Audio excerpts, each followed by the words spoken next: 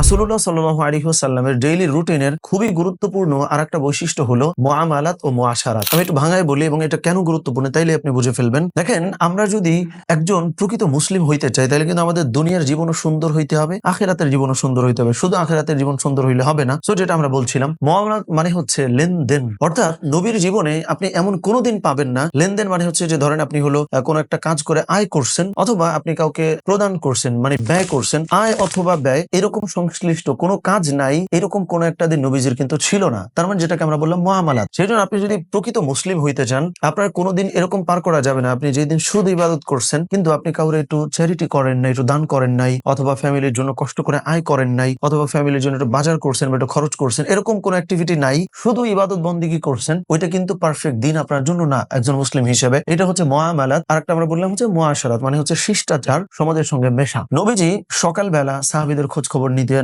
বাজারে চলে যেতেন, তার কমিউনিটিতে দেখভাল করতেন, দেখাশোনা করতেন, সবার সবকিছু ঠিকঠাক আছে কিনা, কে কি স্বপ্ন দেখছে, এগুলা নিতেন। সেজন্য প্রকৃত মুসলিম হিসেবে যদি আমি আমার দিনটাকে পার করতে চাই, অ্যাটলিস্ট একজন রিলেটিভকে আমি ফোন করে তার খোঁজ খবর নিব, বা এরকম সামাজিক কোনো একটা অ্যাক্টিভিটি বা অর্থনৈতিক কোনো একটা অ্যাক্টিভিটি, দুটো আমাদের জীবনে থাকতেই হবে। এটা হইলে পারফেক্ট রুটিন হবে ইনশাআল্লাহ।